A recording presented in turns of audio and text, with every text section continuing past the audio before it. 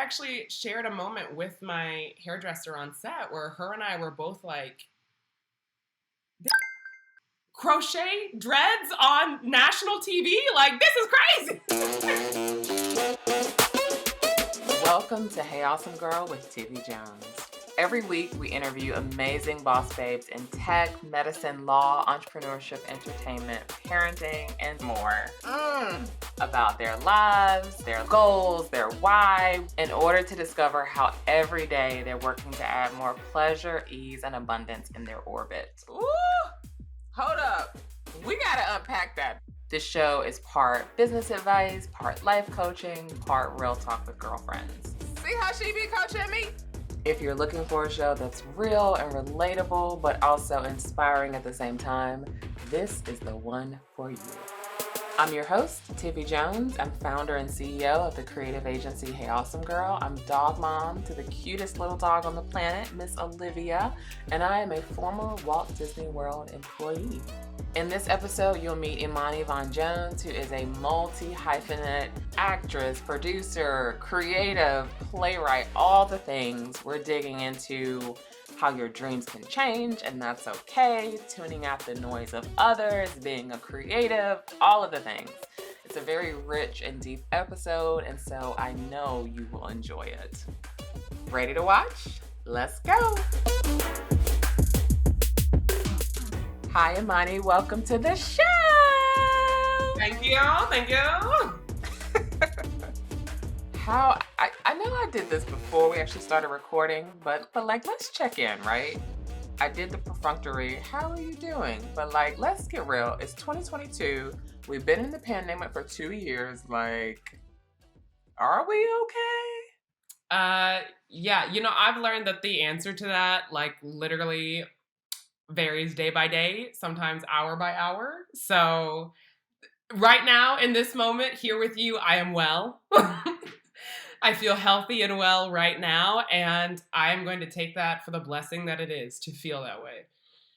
Yes, I received that. I received that for everyone to live in the moment, and that each moment you will be well. That is my hope for you and for this community. But let's dive in. Let's get people familiar with who you are. Who are you? Who is this gorgeous woman on my screen right now?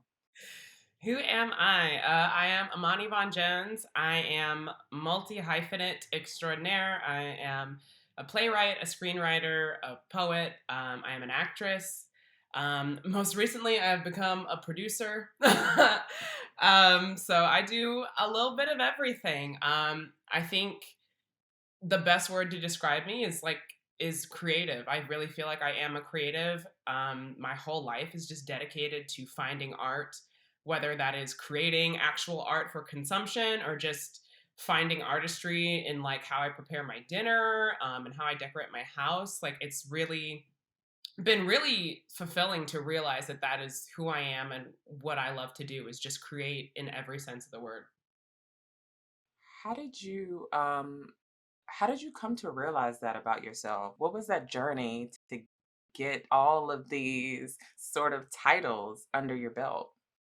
Yeah, you want to know something?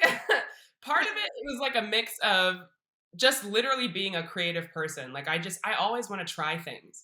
So like I would see, like, one time I saw like a video of somebody practicing wood burning, and I was like, I want to try that. Like, that's just how I've always been, is whenever I'm impressed with something, it doesn't stop there. The next step is always, well, I wonder if I can do that. And then I usually can, which is pretty neat. Mm-hmm. But the other half of that came from me being very much a Capricorn, and you know, Cap energy, big cap energy. yeah. So sometimes it's hard to trust people to do things, and so a lot of the times I've just been like, I'm gonna do it myself. Like, Mm-hmm. I am just gonna do Mm-hmm. it myself.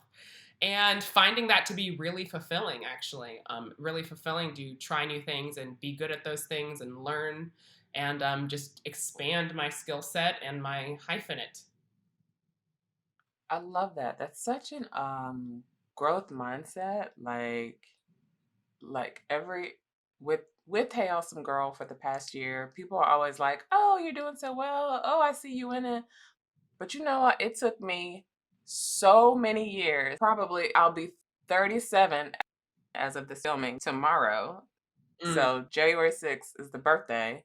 But it took me until probably 35 to have that fuck it, I'll try mentality. But when I adopted that mentality, things just started going crazy. So it's just really interesting because obviously I know you. I've known you all your life at this point. What? Um, But I've seen like your professional growth over the past years, and it's so inspiring to me to see the magazine and the acting and the producing and the playwright. And I'm like, damn, that is talented. Like, I need to get my shit together. I don't know, like, what? I know I literally just asked this question, but I'm trying to figure out how is she born like this?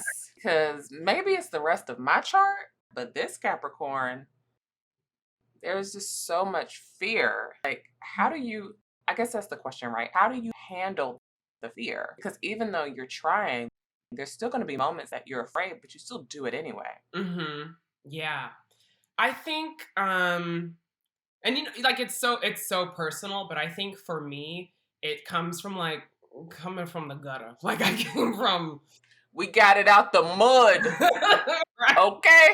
right, like the gutter. And honestly, as you were just listing all that, and I was thinking even more about like when did this start? Like when did I feel like I really, really stepped into this and started, you know, putting my foot on the gas?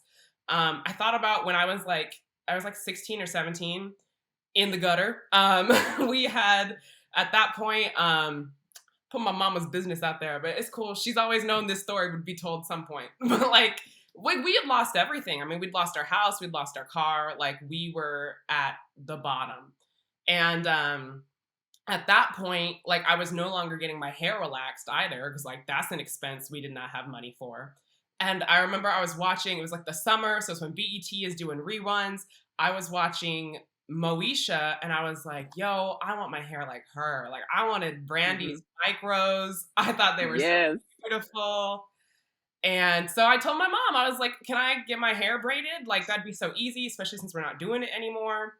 And she was just like, we ain't got it. And I was like, okay. And instead of it was like, okay, well, I can just sit here and look busted, or maybe I could try braiding it myself. And I like went onto YouTube, I watched a bunch of videos, I learned how to do it. And I remember finishing my head and I felt God tier. I was like, yo, like Yes. what? And I didn't even do micros because that was too much, but I did box braids. And I just remember being like, okay, I don't have to be without. Like I can provide for myself when no one else can. And I feel like that is like really what springboarded me into being like anything I want, anything I need. If someone else can't do it or won't do it, like I'm gonna just try to do it because maybe I can. Yeah. First of all, I just want to highlight that the wizardry of a Black woman that can do her own hair. like I still do my own braids to this day. Yes. The dreads, the micros, the box braids. I used to cut the sides. Now I go to the barbershop because I still can't do a fade like I want. But I just want to acknowledge like how the wizardry of Black girl magic literally makes us feel empowered. Like the root of your story being rooted in my opinion, in your Blackness and in your ability to embrace your Blackness. Yeah, for sure. Absolutely. Well, so that actually makes me think about one of your careers as an actress, because as you probably know, all the hoopla with doing Black hair on set and having the resources on set to do Black hair. Do you mind talking about your actress journey with our audience? Yeah, no, not at all. I'm totally down. Okay. Where do I start? Is there a place? Right? Wherever you want to start, I will say I did start watching Ordinary Joe. I was like, I need to watch the show. Tell the people what's going on. Yeah, that's the most recent win. Right now I am recurring on NBC's show, Ordinary Joe. It comes on Mondays. I think at the time that this airs, it'll probably be done. We'll be done with our first season, but you can still go and watch it on Hulu and on Peacock. Peacock is free, so if you don't pay for Hulu, you can watch it on Peacock. Pro tip. And yeah, that show itself has just been so gratifying. Like working on that show, honestly, it's like felt like soul food working on that show. Like it has been so wonderful getting to know the cast, getting to know the crew. My hairdresser is a Black woman, which I very much appreciate. And even her and I, because in that show, I wear faux locks. That's like usually my go-to. I mean, technically these are faux locks too, but these are different. These are individuals. Usually Right. I just crochet in my faux locks. Mm-hmm. Um, Same. and that's what I was casted in my DIY crochet dreads. And I actually shared a moment with my hairdresser on set where her and I were both like, crochet dreads on national TV? Like, this is crazy. Like, what? This is where we are.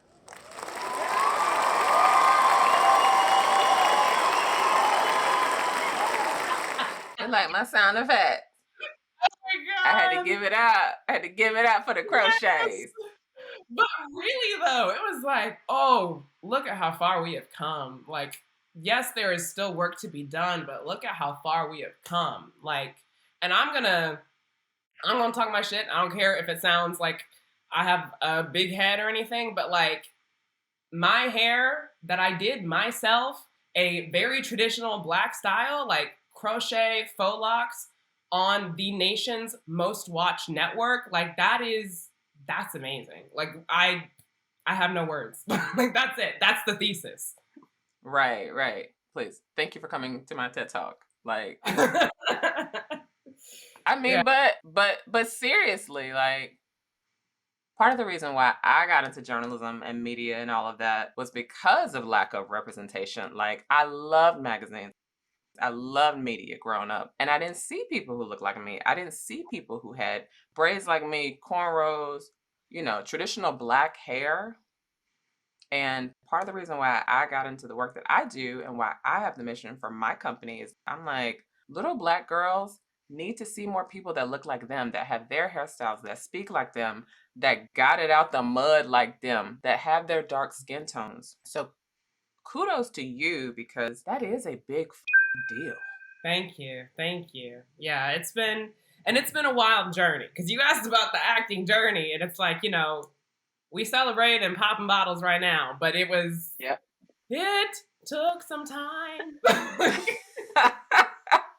Let's talk about that time. Like, however, or the challenges, or as I like to say, the growth opportunities, the lessons.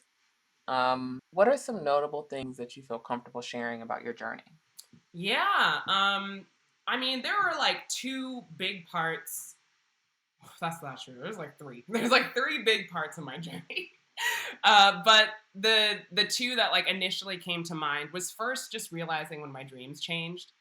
Because I initially had thought like, yo, I want to be in theater for the rest of my life. That is my calling. That's what I want to do.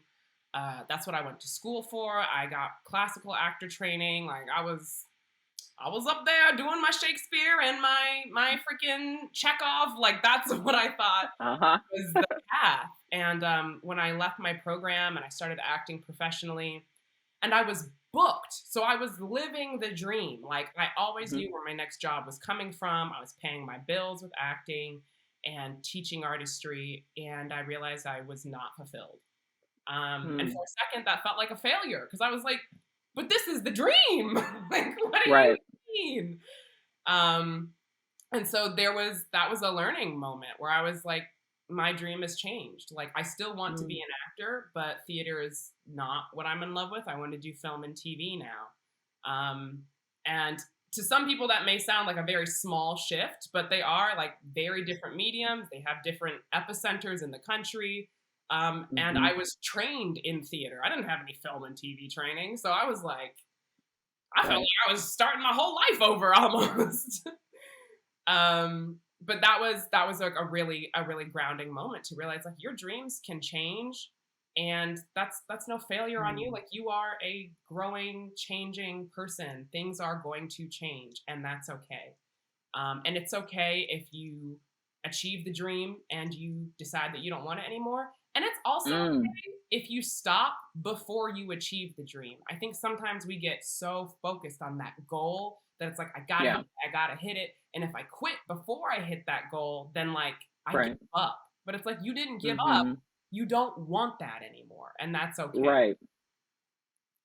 So I would love like just some tactical advice on that. You went to school for this. Like I have girlfriends people in my circle who they all like they go to school for something very particular, whether it be theater, whether it be medicine or law. Like I know people who have hundreds of thousands of dollars in debt for a dream that they no longer want. How do you get to that point where you're okay making that shift? yeah, I think part of it is like, I would say like just listening to yourself, kind of tuning out the noise of others, because a lot of people who have your best interests in mind will try to convince you that you need to stay on this path, and that's not always what's good for you. Like I think it's really a matter of like taking stock, turning inward, and being like, do I feel fulfilled in this? And if the answer is no, like really spend some time dissecting why that is. Is it just because you haven't reached like a level of success that you were hoping for yet? Or is it actually something like fundamental to the work itself? Is it that what you're doing literally does not bring you joy? Or God forbid, is actually making you miserable? And if that's the case, then like, either way, you're going to be $100,000 in debt. So at least be in debt and be happy. Like, be in debt and be miserable. That's the quote right there. Either way, you're going to be in debt. So might as well be happy. That's real. Okay, I'm sorry. I diverted us from the acting journey and the milestone challenges, etc. No, you're good. You're good. So yeah, that was the first part, was just the realizing that my dreams had changed. And then the second major thing that happened was last year, 2021. She was not good to me until Q4. Like, I did not have a good time in 2021 until October. And that was really rough. That was a really, really rough time. I just had heartbreak after heartbreak. Like, so many roles that I auditioned for fell through. I got super, super far, the closest I'd ever been, so many times, just for a network executive to say, you know what, she's not it. And that was super, super painful to go through. And so what I ended up learning through that is that nothing is owed to me. Nothing. Like, nothing. And that was a really hard pill to swallow, because we believe that we live in a meritocracy, right? So I did everything right. We do, right? Now I get the treat. Like, right. And that's just not the case, which can be devastating. To realize like, yo, I can just try and still not get it. But what I found in there, the beauty that I had to find in there, was just like to release expectations and to learn to hang my hat on the fact that I did a good job, that I did the best job I could have done. And once I did that, once I started hanging my hat on I did my best, it was like things just started coming. Woo! I booked Ordinary Joe, and originally that was just like a 1 episode thing. They were like, we might bring you back, but just count on 1 episode. I was like, okay, I'm going to take what I get. I booked another project that I can't speak about yet, but I booked it in a minute. And they like, I got flown out for that. I got flown out for something else in LA. Yes, flued. Yes, flued out. Flued Flued out. I got flued out to LA to work with Stitch Fix, then Ordinary Joe, and came back and was like, we want you to recur. We've got more episodes for you. It just came so fast, back to back to back. But I really do want to, because I think we as Americans, we love to tell like these overnight success stories. And it's like, yeah, it felt overnight once I had that mindset shift. But before the mindset shift, it was like 3 years of a lot of no's and 1 year of like intense, painful no's. Which is part of the journey, right? Like, in order to get to that mindset shift, you had to go through that. And I hate hearing that as a Capricorn. Like, you mean to tell me I did everything right and I had to suffer in order to learn this one thing that like why did I have to go through that to learn that thing? Yeah. But one of my friends, that she always says to hold things with an open palm. And I think it's my Capricornness that makes me want to like grab onto it. But if I'm like here, like right, like I'm gonna keep this thing. But if we hold it with an open palm, like it's our resistance that causes us pain. Because if someone just it it doesn't hurt me. It's like, oh, it's gone. Okay, my palm is still open for something else to just drop in here. But yeah, our resistance, those expectations. I mean, but frankly, this is a Capricorn in me. I did everything right. So therefore, I deserve this thing. So your point about nothing is owed to me, but then I would add too, and I don't take it personally. Ooh. It's such a hard lesson to learn. Yeah. It really, really is. But crucial, because like you said, once you got to that point where you had that energetic shift, just started flowing. Yeah, absolutely. Which I did not expect, because when I had that shift, I also wrote off 2021 with it. I was like, okay, nothing is owed to me, and that's fine. And also, and this was not as positive as the first half, I was like, and nothing's coming to me this year. like it is, and this year. Yeah, it has been made abundantly clear that I will not get anything this year, and that's fine. Some years are glorious and some are laborious, and this is a laborious year. I was just like, I'm done. Can you say that one more time for the people in the back? That's a quotable. It's the truth though. Some years, some days, like everything. Some years are glorious and some are laborious. That's it. Bars. Drop the mic. Bars. I do want to talk about self-care. At Hey Awesome Girl, we have a framework that's all based on pleasure, ease, and abundance, and just how to incorporate that more into your life, into your business. I know self-care is, I don't want to say is a ministry for you. I think it should be a ministry for folks, and for Black people in particular, especially in a pandemic, when we've been in a pandemic our whole lives in a way. So talk to me about how are you fostering pleasure, ease, and abundance in your life? Yeah, first of all, I do affirmations every single day. And at first I was like, I don't know, this is a little woo-woo, and now I like swear by them. Like, I think that they are so fantastic. I truly believe that saying out loud what you want and how you want to feel about yourself helps create that within your life. And even if you don't believe in that, I still think it's very healthy for everybody to take time out of the day where they are like not looking at anything, not plugged into anything. It's just them, themselves, and how they're feeling and how they want to feel. Like, that's just healthy. That's just a good thing to do. So I do my affirmations every single day.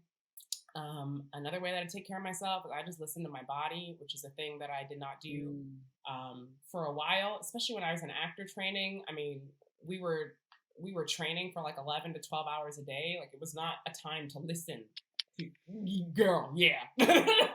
Whoa. Yes, it was a rigorous program.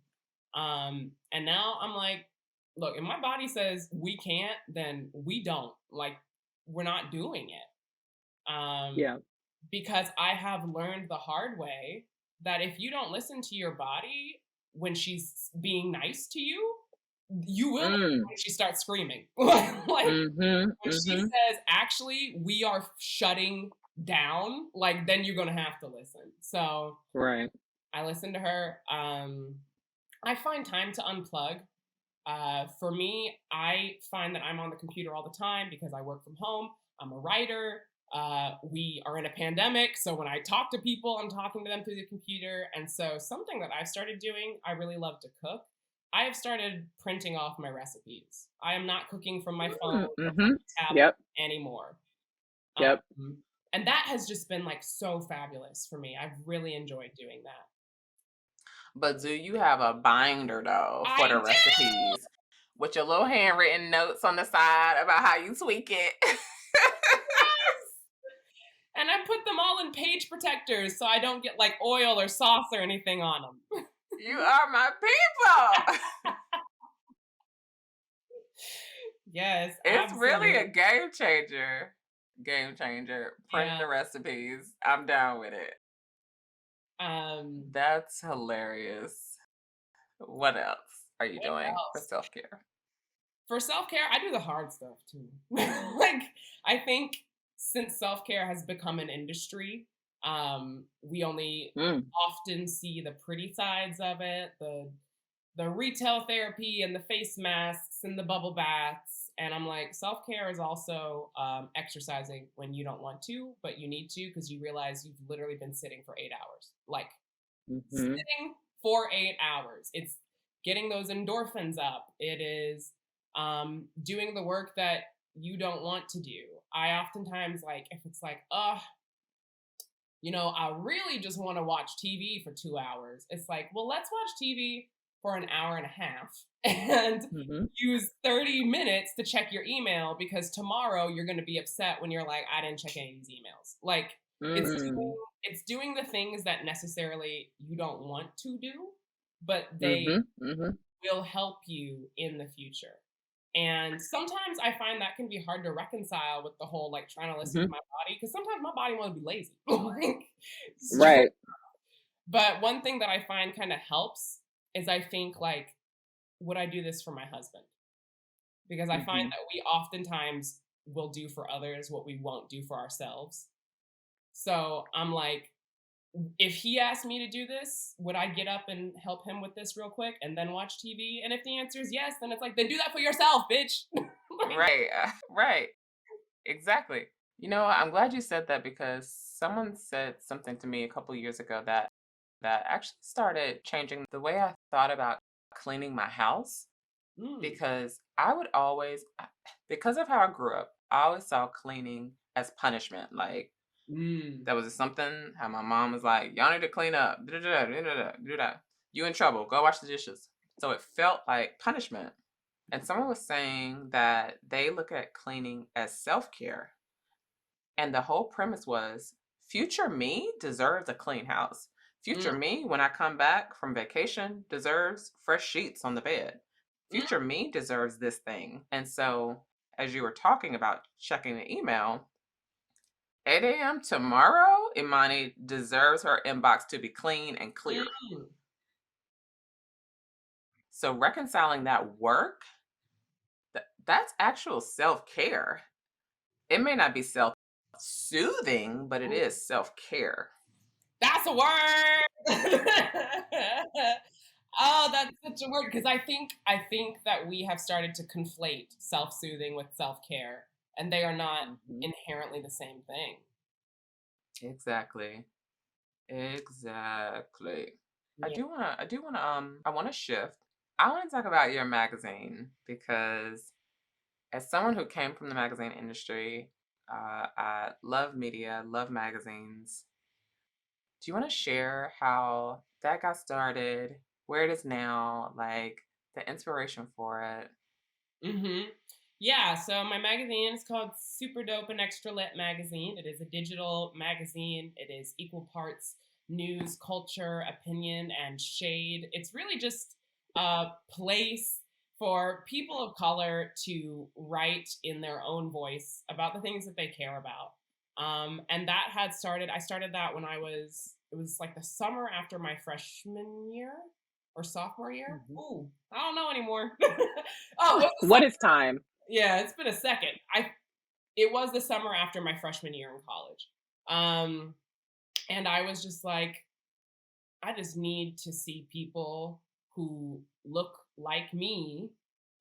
As you were Mm, saying earlier, I need to see people who look like me in media and writing and not caring about like MLA or APA or what is mhm. the appropriate way to format. Like, All the journalism nerdy things. exactly. Not care about that. No, you know, we can have integrity. Like we're not gonna be salacious, but like I'm not here for all the pros and being proper. Like I just want to see people who look like me and sound like me just writing how they want to write. And so yeah, that's why I started that. And it really kicked off really quite quickly. Um, and we had quite a few readers initially. We threw a launch party in Minneapolis. That's back when I was based in Minneapolis, is when we started it. And it's gone through cycles now. So it was like really, really popping. And then I had to pull back because I was out of school and I was like, ooh, I got to get real jobs and do real things now. And then it came back in the summer of 2020, just inspired by all the unrest that was happening. Mhm. And once again, it did really, really well. I had an article about white allyship that went kind of viral. Mm. I had an article about children protesting that went viral. I also had an article talking about Hamilton that went viral. um, All the virals. I know. I will take it though. And then we pulled back again as things got busy for me in other areas. And I'm so glad that you asked because 2022, like she's about to come back out the gate with a vengeance. It's really exciting. I love it. And I bring it up because, one, again, someone who I studied journalism, worked in media for all the years. I love it. I think it's super dope. And then also, for me, it relates to our conversation about self care and self soothing. Sometimes our craft is a way, is self care for either ourselves or our community. And so when I think about your magazine and how it serves the culture, I'm sure there were times when you were putting it together, right? Where it felt like care to yourself and your community. And I'm sure people receiving the information from it, maybe it's part of their self care practice. So, like, I know watching Ordinary Joe last night, that was part of my self care practice. I'm going to walk on the treadmill and I'm going to watch Ordinary Joe. Like, I'm going to get my TV in and I'm going to get my self care workout in. So, just bringing the two together, your work, your creativity, you as a creative, that is part of people's self care as well. And sometimes self soothing. Mm, I love that. Thank you for saying that. No problems. So we talked about, okay, super dope, extra lit, coming back with a vengeance in 2022. What else is on tap for you for the next 12 months, let's say? Oh, I know a little bit, but not a whole lot. I'm actually right now in the midst of, I mentioned earlier that I recently put on a producer hat. So I am in the midst of producing my first short film. I'm super excited about it. It's called One Last Christmas. It's a Christmas film. It was supposed to be produced last month, but we're not going to talk about it. Things happen. So it's all good because it's coming out now. It's a Christmas film, but it's more than that. It's also like an irreverent comedy. I call it a Christmas film for people without kids because like it's got like this level of it's got this level of like humor and groundedness that I just think is missing from a lot of like family Christmas films. Mm. It's Mhm. really great. It's got people of color in it. It's got a queer couple in it. I'm super excited about it. Um, Yes.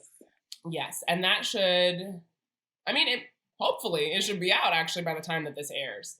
And then what else do I have coming up? In March, we find out if Ordinary Joe has been renewed for season 2. So we're keeping our fingers crossed for that.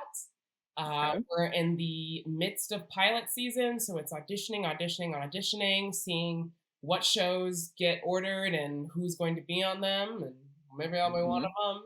And then personally, I am gearing up to write my next play and my next screenplay. So lots of things in the air and a few things keeping me grounded as well. All the things. Let's, as we prepare to wrap up, I want to get advice. Like, if you had to talk to the Imani of 5 years ago, 10 years ago, even 2 years ago, pick your time frame, your younger self. What would you say to her?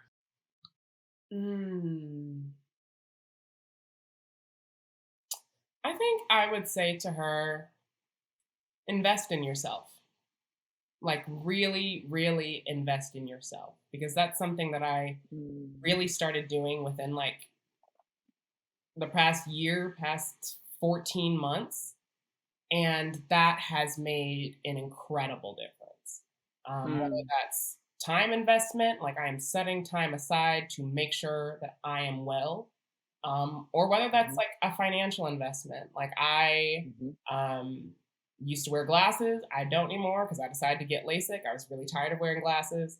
I also used to have just the worst teeth in the world. And so I invested in Invisalign, and putting that money into myself, like, it somehow literally made me elevate my own worth. Because I was like, yo, like I've put money into the project that is Imani. I have put time into the project that is Imani, and I am so proud of this project. Like I am so happy with it and where it's going.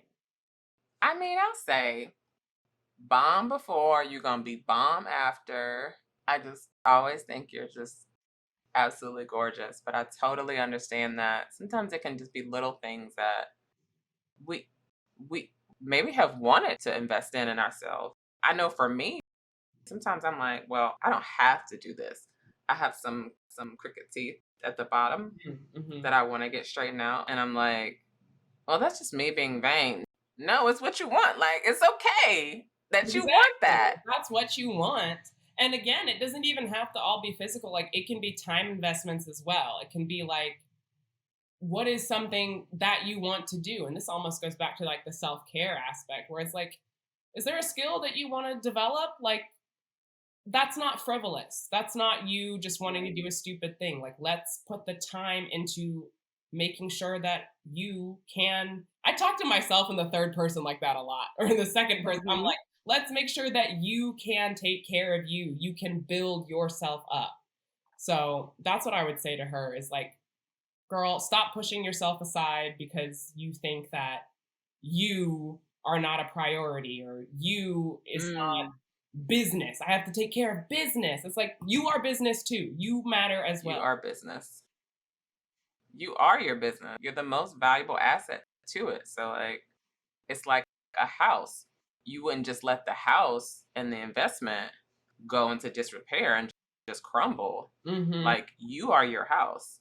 Everything happened because of who you are. So that's really good advice for people who are listening, especially if you're younger listening. Start now. Like, I would say, start investing in yourself for sure. Yes, whatever that looks like for you. Amazing advice. So where can everybody find you on these interwebs? How can they keep up with your fabulous life and the realness that you spit on the interwebs? Well, you have my personal website. That's ImaniVaughn-Jones.com. No hyphen. You can follow me on Instagram at Imani Vaughn-Jones. You can follow me on Twitter at It Means Faith. And those are the places, where I'm usually the most active. I really get down on Twitter and Instagram. I'm trying to get down less. That's a part of my new self-care, is using those things less. But you can definitely hit me up there and also see what I'm working on and what I'm spitting. Love it. Thank you so much for joining us today. I love everything we talked about, especially the points you made about your dreams can change. That's okay. Tuning out the noise of others, fulfillment, so many other gems you dropped. So we will add the information on where y'all can find Imani online. And thank you so much for being here today with us. Absolutely. Thank you for having me. Thank you so much for watching this episode. I hope you found some nuggets of wisdom from either Imani or myself. A couple things that I really loved about the episode is the point Imani made about tuning out the noise of others. I think that's particularly important in this hyper social world that we live in, where we can keep up with people, whatever that means. And then also how your dreams can change, and that is okay for your dreams to change. Sometimes adjusting what you want in life or realizing what you thought you wanted isn't exactly what you wanted is a big piece of self-care, is a big piece of success. Like realizing and recognizing when something isn't working for you, that is successful. When you can change and pivot your life to move towards something that you actually want more, that to me is the definition of success. And that's how you really start creating a life that feels better, that feels more pleasurable, that feels more easeful, that feels more abundant. And that's really important for me and my company, for women to make those sorts of decisions where they're moving more towards their pleasure, their ease, and their abundance. So what did you think about that? How have your dreams changed over the past few years or lifetime? Feel free to share in the comments or start a conversation with us on social media. You can find us at Hey Awesome Girls across all platforms. Once again, I am Tivi Jones, founder and CEO of the creative agency Hey Awesome Girl, recording from my home office. If you don't know, Hey Awesome Girl's social mission is to celebrate and empower women, especially women of color. We believe entrepreneurship, especially digital entrepreneurship, is a resource to help women increase their confidence. It can help close the racial and gender wealth gaps and provide a means of freedom for women all over the world. And that's super important for us because, as we like to say, empowered women empower women. And that is our mission and what we're trying to achieve with this show. I hope you'll tune in for our next episode. We have many, many amazing boss babes on tap. Until then, please subscribe to this show on all the platforms we're on. If you found this episode inspiring or helpful in any way, please consider sharing it with a friend. Until the next time I see you, please go to heyawesomegirl.com to sign up for our email list to get updates and special announcements. You can also sign up to get some special goodies from us. Bye for now, and do not ever, ever, ever, ever, ever forget to be awesome. So it's me again, just jumping back on to share a special resource with you.